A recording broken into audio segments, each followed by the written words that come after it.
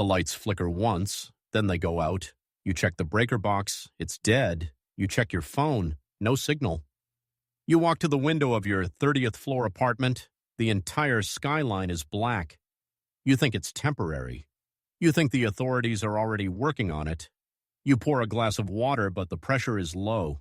10 minutes later, the tap runs dry. You are wrong. This is not a drill. Let's decode the chaos. You live in a box in the sky. It cost you a fortune. You pay for the view, the security, and the prestige. But right now, you need to understand exactly what that apartment building is. It is not a home. It is a machine. A modern high-rise is a complex biological system of pumps, pressure valves, ventilation shafts, and electrical currents.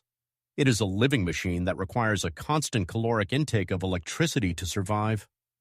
When you cut the power, the machine dies, and you are the bacteria trapped inside its corpse.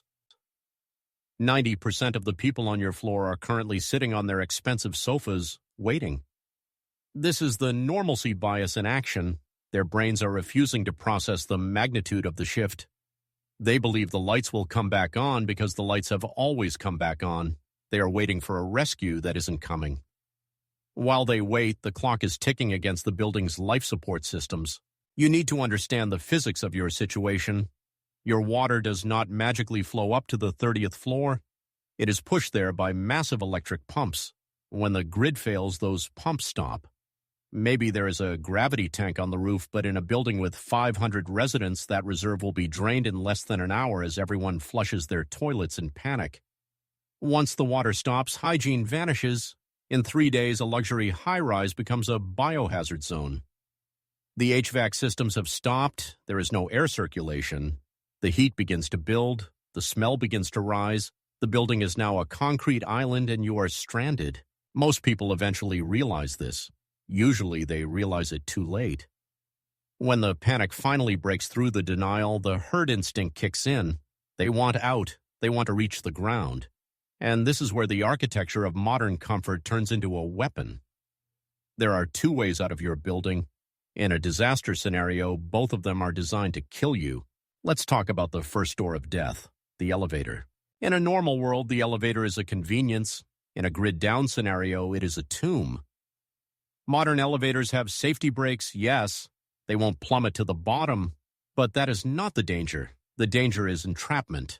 If the power cuts while you are between the 20th and 21st floor, you are sealed in a steel box. But it gets worse. Let's assume there is a fire or a chemical spill or simply a breakdown of the ventilation system. The elevator shaft is a massive vertical tunnel running through the spine of the building. Physics dictates that hot air and smoke rise. The elevator shaft becomes a chimney. It draws smoke, toxins, and carbon monoxide from the lower levels and funnels them upward. If you are trapped in that car, you are not just stuck, you are being smoked out. Panic sets in within minutes. Claustrophobia is a primal force. It overrides logic. People trapped in dark, stalled elevators tear their fingernails off trying to pry open the doors. Do not even look at the elevator button. It is a trap. So you turn to the second option, the stairwell. You think the stairs are safe. You think it's just a long walk down. You are underestimating the dynamics of a panicked crowd. A standard fire escape stairwell is roughly 44 inches wide, barely enough for 2 people to walk side by side.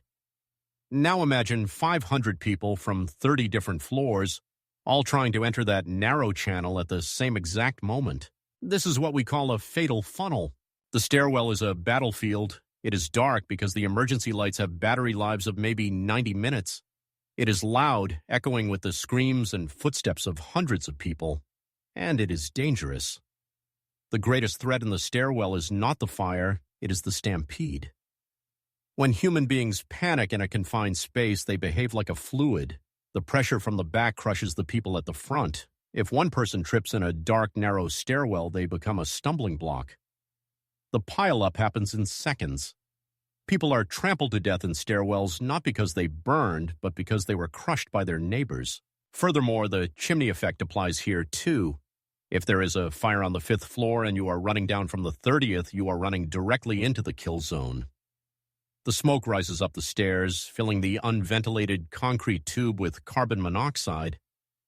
You might pass out from smoke inhalation 10 floors before you ever see a flame. And in a true collapse scenario where law and order have evaporated, the stairwell is where the predators wait. It is a choke point. If someone wants to take what you have, they will wait in the stairs.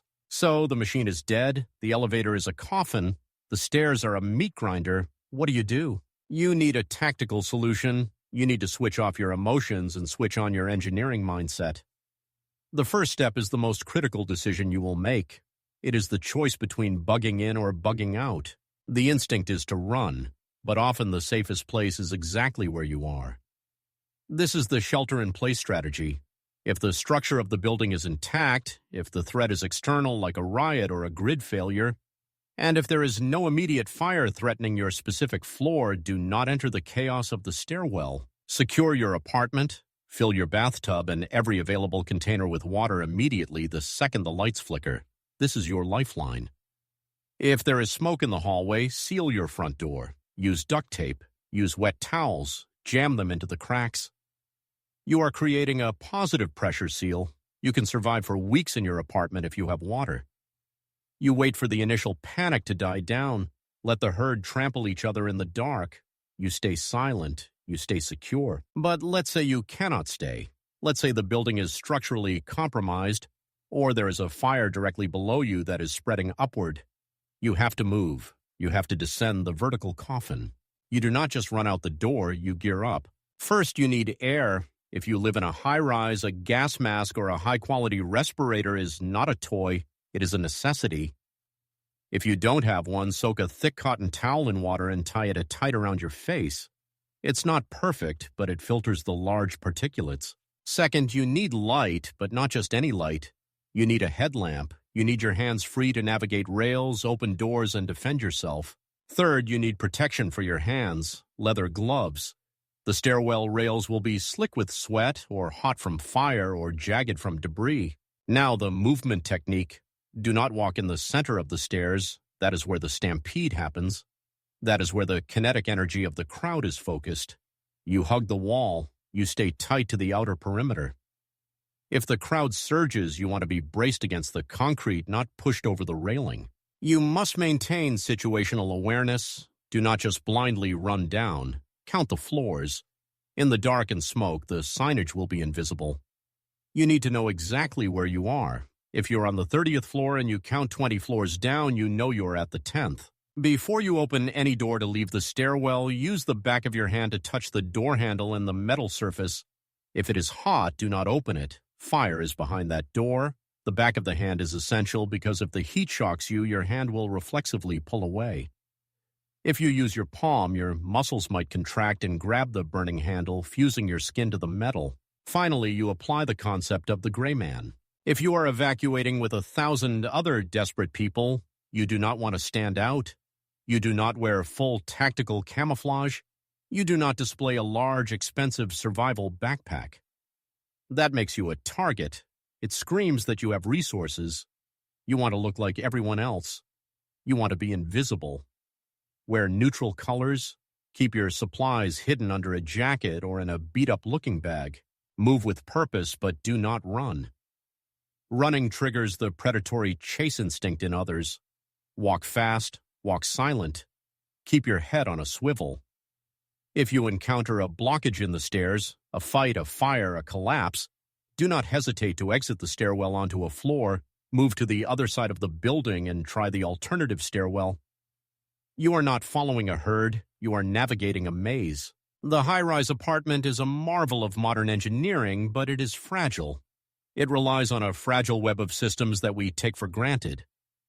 When those systems snap, gravity takes over. The higher you are, the harder the fall. Most people rely on the system to save them, but the system is what trapped them. You survive by understanding the mechanics of the collapse. You survive by rejecting the normalcy bias and embracing the cold reality of the situation.